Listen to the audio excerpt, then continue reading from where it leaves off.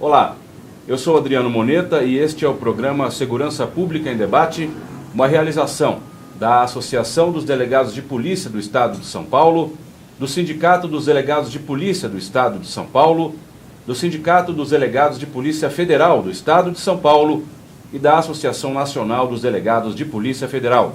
Tudo isso com o apoio da ACESP, a Associação dos Canais Comunitários do Estado de São Paulo. No programa de hoje, nós vamos conversar a respeito dos crimes empresariais, um novo direito penal. E para falar sobre este assunto, o nosso convidado é o Dr. Rogério Cury, advogado criminalista. Ao lado dele, como nosso anfitrião hoje, está o Dr. Fernando David Melo Gonçalves, secretário-geral da ADPESP, para quem agora eu passo a palavra para que dê as boas-vindas ao nosso convidado, Dr. Fernando. Eu gostaria novamente de exteriorizar o meu júbilo, a minha alegria de ter aqui ao meu lado um professor, uma referência acadêmica e advogado criminalista, professor Rogério Cury. Quero deixar claro que o professor Rogério Cury, ele, em nome da OAB, ele representa também a aliança e a união que os delegados de polícia fazem com relação à advocacia, porque entendemos que a investigação criminal deve ser democrática, a investigação deve respeitar os direitos humanos fundamentais. E nada melhor do que um representante da advocacia criminal e um conselheiro da OAB para aqui conosco irmanar esforços no sentido de melhorar a investigação também no tocante à garantia de direitos humanos fundamentais. Então, bem-vindo, Dr. Rogério Cury. É uma honra tê-lo aqui conosco. Eu que agradeço pelo convite, agradeço pela honra de poder debater com você. Dr. Fernando, você que também é jubiloso estar ao seu lado pelo fato de que é um estudioso, é um profissional competente, reconhecidamente por todo o estado de São Paulo e pelo Brasil. Então, a honra é minha, eu quero dizer isso. E nós sempre, seja a OAB São Paulo, com a Associação dos Delegados, o Sindicato dos Delegados, nós estamos sempre à disposição, sempre para fazer o melhor para o cidadão. É isso que nós buscamos, né? Eu agradeço, posso prosseguir? Eu agradeço sinceramente, tenho certeza o privilégio é todo meu, o prazer é todo nosso, mas gostaria já de introduzir um tema interessantíssimo e novo, absolutamente vanguardista, que é a questão dos crimes empresariais. O professor Rogério Cury vai dar luzes para nós, se ele puder dar breves pinceladas do que se trata, o conceito, para a gente se situar, eu agradeço. E só acrescentando, doutor, por que é novo? Porque muita gente que nos assiste agora não é operador do direito, não conhece o direito, são pessoas das mais distintas carreiras. Então, explica para a gente, e eu no caso também, por que a gente chama de um novo direito penal? Exatamente. Aí essa depois questão, também respondendo à pergunta do Dr. Fernando. Essa questão é uma questão importante, né? O direito empresarial, né? Por que um novo direito penal? Em verdade, se você percebe no dia a dia, nós temos os crimes mais comuns, que são mais tratados. O furto, o roubo, o estelionato, o homicídio, a lesão corporal, o estupro, são crimes mais tratados no dia a dia. E sabe de uma coisa?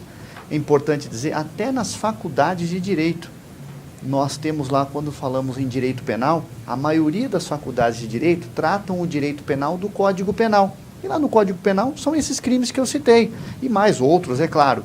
Mas são os crimes do dia a dia, em geral, onde é uma criminalidade que não alcançava o empresário, o político, não é? Então hoje nós temos o banqueiro. Então hoje nós temos tipos penais, e quando eu digo hoje, pelo menos a partir da década de 90, né, nós temos crimes diversos. Nós começamos a legislar, mais especificamente, buscando não só um direito meu, individual. Olha, eu sou vítima do homicídio, ou eu sou vítima da lesão corporal, ou eu sou vítima do estupro ou do furto. Mas nós temos aqui no direito empresarial uma questão importante. A vítima já é um ente coletivo, não é só uma pessoa. É mais do que isto. Por exemplo, nos crimes contra o sistema financeiro nacional, a vítima é o sistema financeiro nacional como um todo. Os crimes na lei de licitação, isso não alcança especificamente uma pessoa, um munícipe, ou talvez um cidadão, acaba alcançando todos.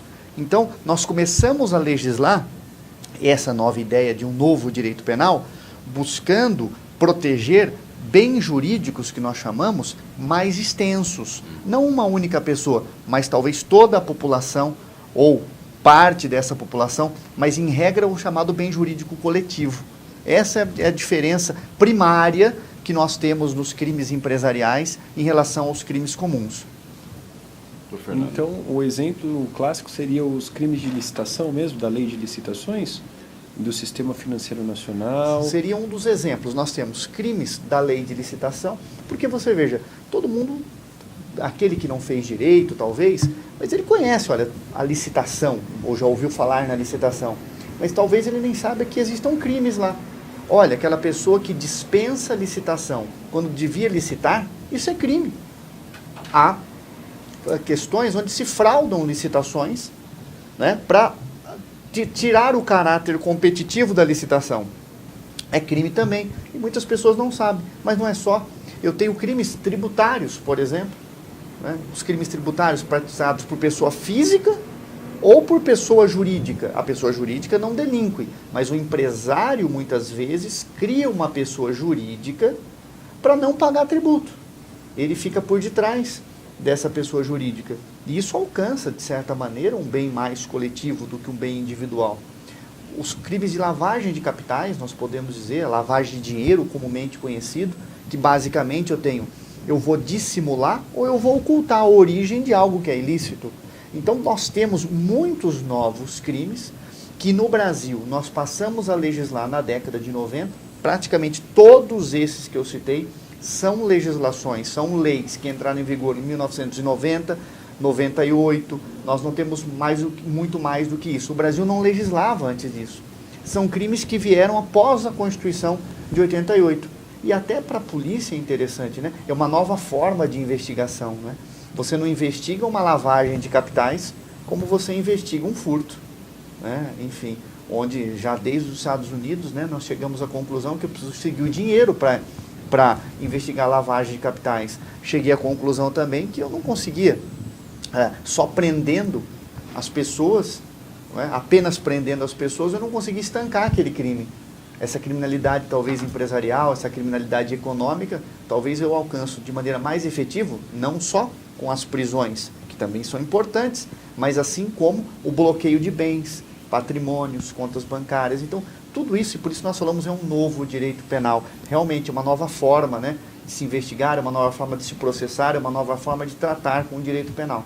E o professor Rogério Cury deve estar se referindo também à questão que é interessantíssima e super nova, a questão do compliance dos advogados que realizam uma espécie de consultoria preventiva nas empresas exatamente para evitar que gargalos possam ser utilizados por más pessoas de índole não tão boa, exatamente para efetuar esses desvios. É nesse sentido também dessa nova fronteira que está sendo investigada agora? Exatamente, doutor Fernando. O compliance é uma nova forma também de se proteger, de criar respaldo, proteções, ou seja, fazer uma asepsia primária para que não ocorra o crime.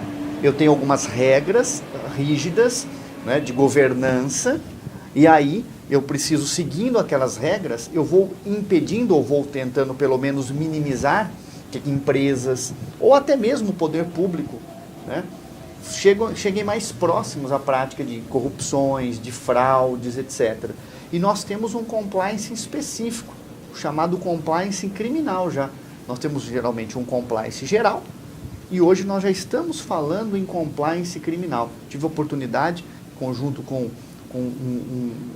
colegas do escritório, de lançar uma obra de compliance criminal em Portugal, tratando do tema. E lá na Pontifícia... Qual é o nome da obra, professor? Compliance criminal. A obra, enfim, é um capítulo interessante que nós mostramos como eu devo agir dentro de uma empresa, porque as empresas, às vezes multinacionais, como é que eu vou aferir a responsabilidade do presidente de uma empresa, quando aquela empresa ela possui várias unidades? Como é que eu sei que na unidade X ou na unidade Y, as pessoas que estão lá na ponta, por exemplo, de uma licitação, o vendedor daquela empresa não está utilizando de corrupção para vencer uma licitação. Então se criam regras próprias, e não é só regras de ética, não, como algumas empresas já tinham, é muito mais do que isso. É colocando pessoas em posições específicas dentro de cada empresa. É o que nós chamamos de compliance officer, né? Aquela pessoa que vai gerir toda aquela empresa no que diz respeito à responsabilidade administrativa, responsabilidade civil e, no caso aqui, a responsabilidade criminal. Que interessante. O tema realmente é interessantíssimo. E aí eu entro na questão que é interessante também, que para esses controles, o uso da internet, o uso de mecanismos de controle remoto, fiscalização remota, parecem ser muito importantes. É isso mesmo? O compliance hoje está se utilizando dessas travas, enfim, à distância. Como que o senhor vê essa aplicação da internet no compliance? O senhor acha que está realmente atendendo às necessidades para evitar os delitos empresariais? Sim, isso está ajudando. É claro que nós estamos, vamos dizer, ainda gatinhando no Brasil. Mas algumas empresas, por exemplo, elas colocam para você acessar determinados sites ou até mesmo o Google. Para que você chegue no Google, você precisa digitar o seu login, a sua senha, para informar que é você que está acessando naquele computador da empresa um determinado site.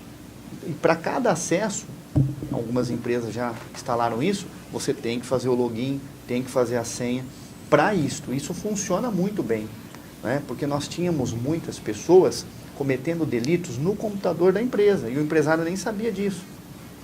Enfim, então a empresa, olha, foi praticado dentro, nós conseguimos, na investigação se consegue aferir, olha, esse fato veio do computador Y e não se sabia aferir exatamente quem daquela empresa se utilizou daquele computador para praticar determinada fraude. Até mesmo nós tivemos casos de crimes tributários, crimes fiscais, onde o presidente da empresa respondeu à ação penal pela fraude fiscal, mas ele não tinha nenhum conhecimento da fraude fiscal. Ele era chamado pelo contador e dizia, olha, neste mês você tem uma certa quantia de tributos a pagar. E ele entregava. E depois se passavam lá os comprovantes de pagamento, que eram emitidos de maneira fraudulenta. Depois disso, essa empresa instituiu ali uma regra de compliance e controle do próprio sistema. Se tivesse o controle anterior, ele conseguiria aferir de maneira mais rápida, ou até, o que mais se busca, impedir que essas fraudes fossem praticadas. Doutor Rogério, eu preciso interromper um minuto, porque o nosso primeiro bloco acaba de terminar. Este é o programa Segurança Pública em Debate. Este é o final do primeiro bloco do programa de hoje. Segundo bloco já. Não saia daí.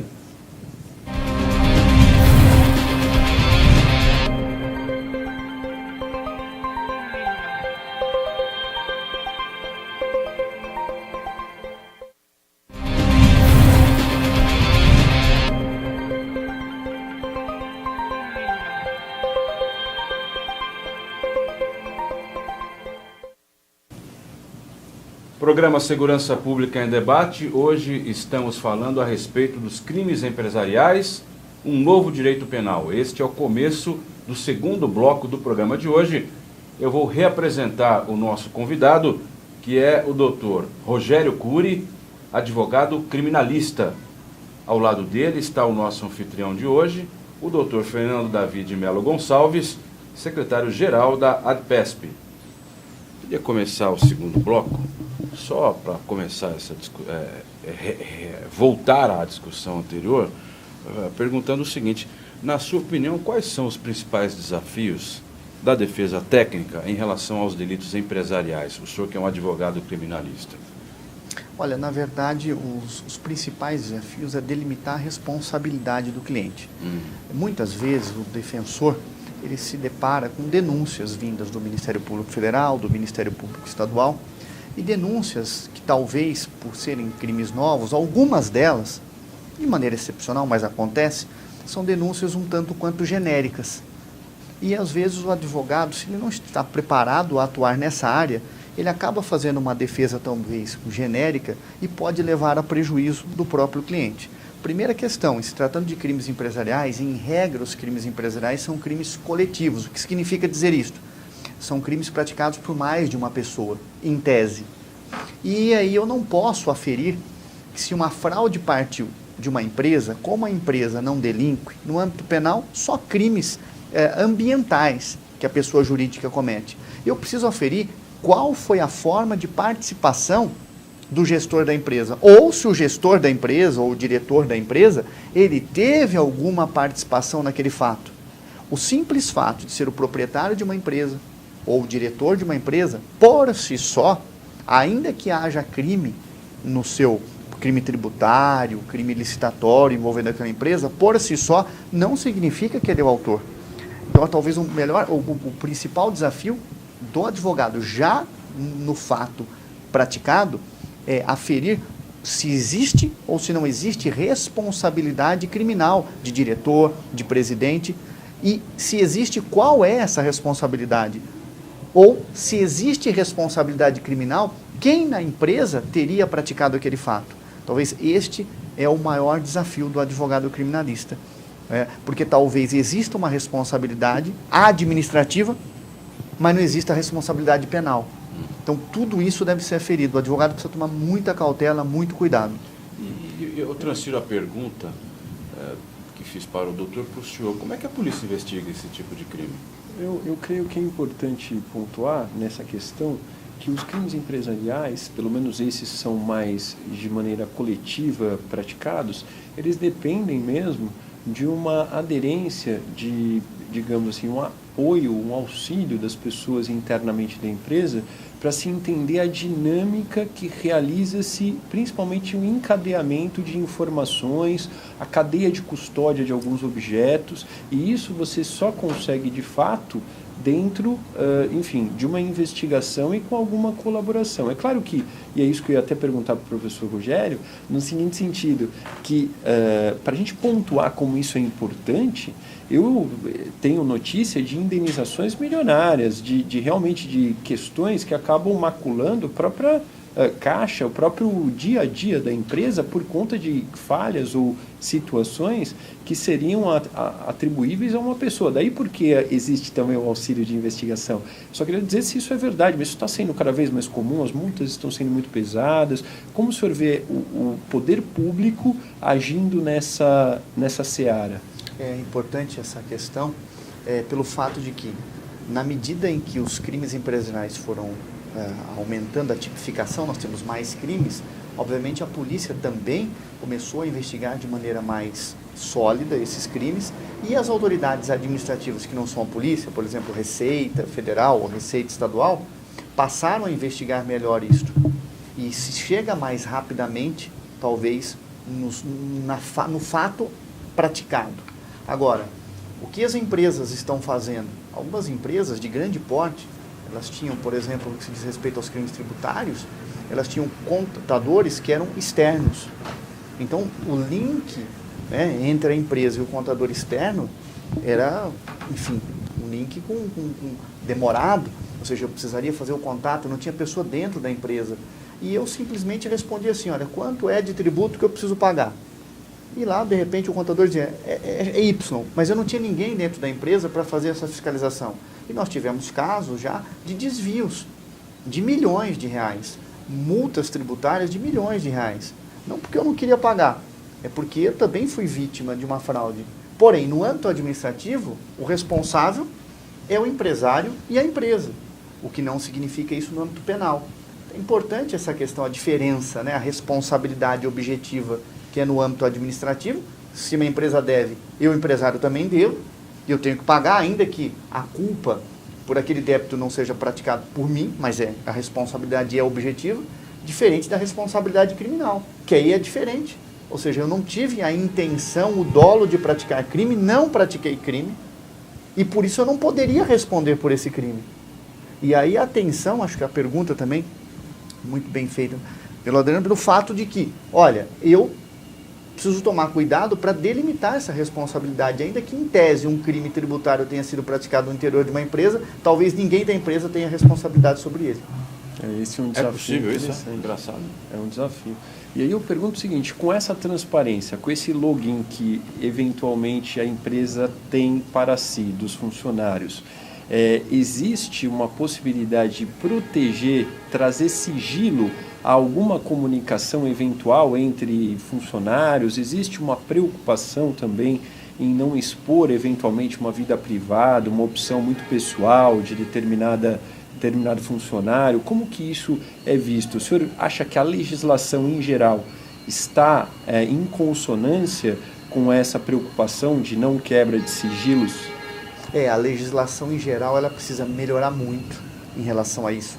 Nós precisamos também melhorar em relação à própria parte interna das empresas, porque às vezes nós temos um abuso. Olha, qualquer mensagem enviada por aquele funcionário eu terei acesso. Então são mensagens da vida privada.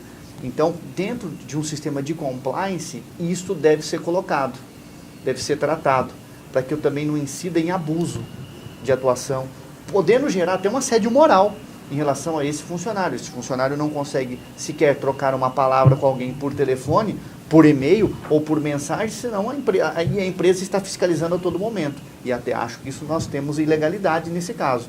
Quando nós temos casos de empresas que, ao fornecerem aparelho de celular para o empregado, para o funcionário, ela consegue rastrear toda e qualquer ligação de maneira...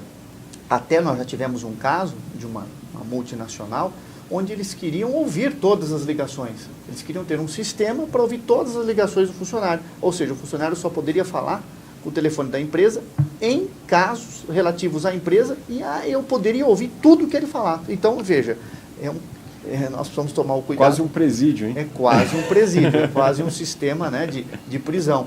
E nós devemos preservar o direito à intimidade do cidadão, da pessoa, ainda que funcionário da empresa, obviamente. Então isso nós precisamos melhorar muito ainda, é a nossa legislação também, né? Enfim, e nós precisamos legislar até melhor. Em relação à compliance, nós não temos quase legislação. Eu vou dizer que praticamente uma regra base de compliance em âmbito penal, se não estou enganado, é na lei de lavagem de capitais de 1998 que ela começa a criar obrigações e foi modificada em 2012 e aí que ela começa a criar obrigações de responsabilidade de compliance por pessoas que atuam em determinados ramos.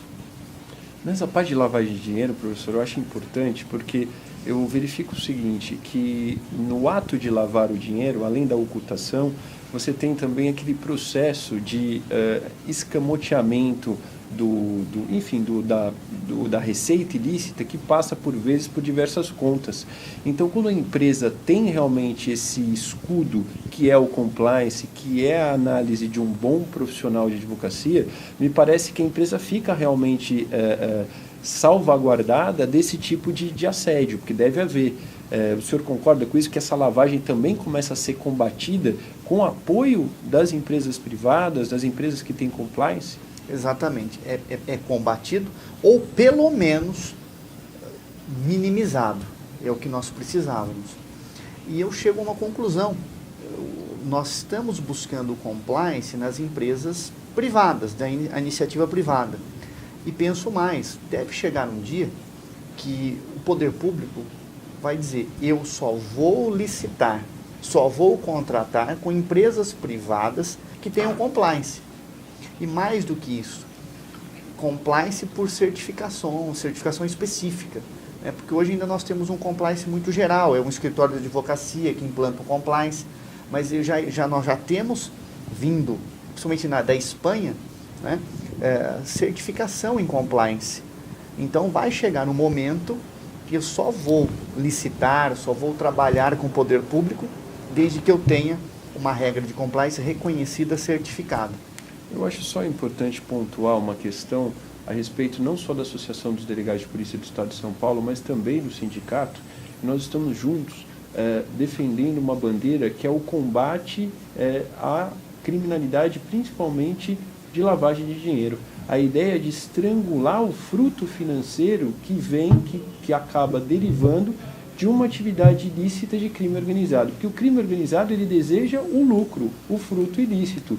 E dessa maneira, se existe compliance nas empresas, se existe uma forma de atuação harmônica na sociedade que impede ou de alguma maneira inibe a passagem desse dinheiro ilícito, nos parece que é a forma mais adequada de cumprirmos a Constituição.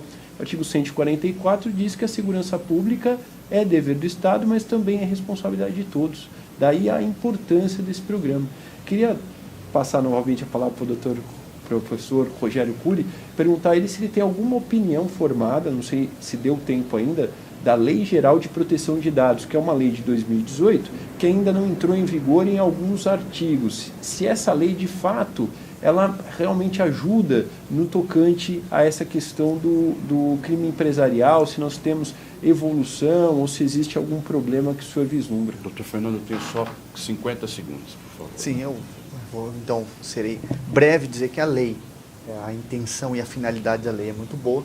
Ela precisa, sim, ser aferida em alguns pontos, ser melhor discutida com alguns ramos da sociedade, mas, no geral, é uma lei bastante importante que vem para trazer benefício a todos. Que bom. Muito bem. Muito obrigado pela sua brevidade. A gente tem realmente pouco tempo. Eu queria agradecer a sua presença no programa de hoje, doutor Rogério Cury, advogado criminalista, ao lado, agora sim, do doutor Fernando David Melo Gonçalves, secretário-geral da ADPESP. Este foi o programa Segurança Pública em Debate. Hoje conversamos a respeito dos crimes empresariais, um novo direito penal. A você que nos acompanhou até aqui, o meu muito obrigado e até a próxima.